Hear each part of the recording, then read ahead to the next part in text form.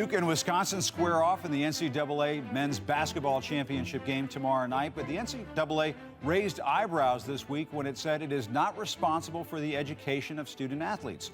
Joining me, columnist and CNN sports analyst Christine Brennan and LZ Granderson, ESPN senior writer and CNN commentator. And I just want to start off by reading this statement from the NCAA because it does open up this conversation very well. They say, we embrace our role in providing student athletes the skills for what comes next in life. It's our commitment and our responsibility to give young people opportunities to learn, play, and succeed. They worked a really long time on this statement. Yes. It's very well crafted.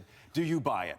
Well, I do understand, Jim, that the NCAA is being buffeted in all ways. On the one hand, you want people paying athletes. On the other hand, you want people saying, what about the student athlete? And I understand both of those conversations. To me, this is a crossroads, unlike any we have seen, not only in athletics, but in colleges, in terms of what do we want? What do we want this to look like moving forward? And so I think the NCAA saying that they're not involved with the education of student athletes is ridiculous, right. But I also understand that they cannot be literally monitoring every classroom at every university in this country. And Elsie, I mean, this has become a massive industry. March Madness and the Final Four that we're seeing right now in Indianapolis, we have to say, I mean, it is pretty unbelievable what we've seen so far. It's been a great sports spectacle. The student athletes don't get paid. They are basically pawns in what is a massive industry. What do we do about this? We just let it continue the way it is right now?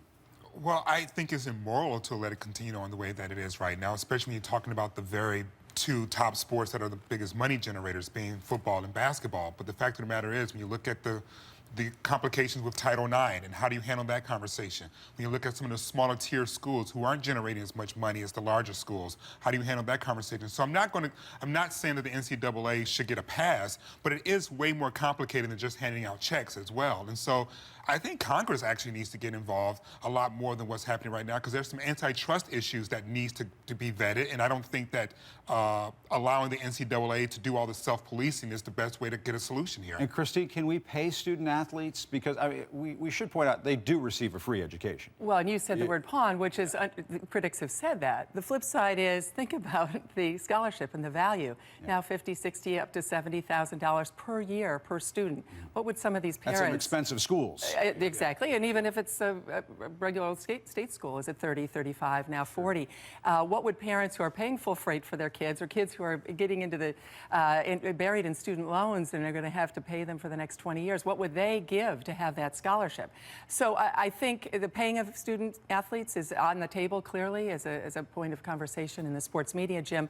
But because I wonder, couldn't we just pay them? Maybe not what NBA athletes get paid, but a small amount, put it in an account that they can't touch until they leave college. You know what I want to see? Yeah. I want to see us stop pretending as if college sports is not some sort of minor league for pros.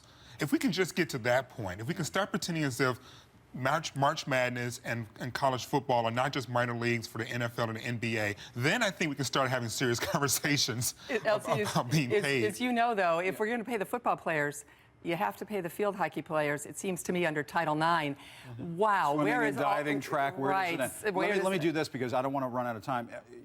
Because I mentioned Indianapolis, I would be remiss if I didn't bring up the controversy in Indiana the last couple of weeks.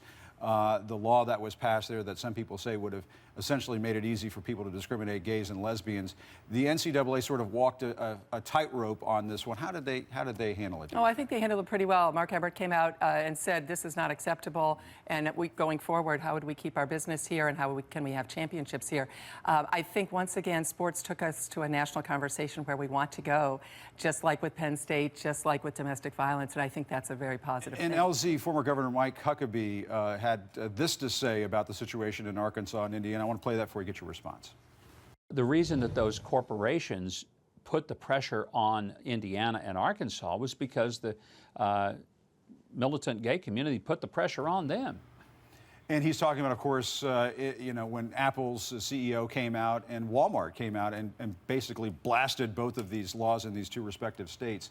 But Mike Huckabee talking about the militant gay community. This is still a very touchy subject around the country, Elsie. How do we navigate Well, this? first of all, I'm upset because I've paid my dues. I've been openly gay for a long time, and I'm not part of this militant part of the organization he's talking about. I want to know feel where very this. militant? I want to know where this part is located because I haven't seen it yet. Mike Huckabee is dipping his toe into the water to see whether or not there's room for him to run for 2016. That's what his comments are about. That's what his Guns, Guys, Gravy book is all about that he released in January. So I don't really pay that close attention to him. I do want to say one thing, though, about the NCAA and how it's handled Indianapolis, and that is I don't think they handled it very well. This law did not blindside them. They knew it was coming, and they responded after the public outcry. If they really were being responsible, they would have gotten ahead of the message and not responded after the public got to the message. All right, Elsie Granderson, Christine Brennan, thanks for that discussion. We could go on forever, but we won't. We didn't get to predictions, but we'll see what happens tomorrow night.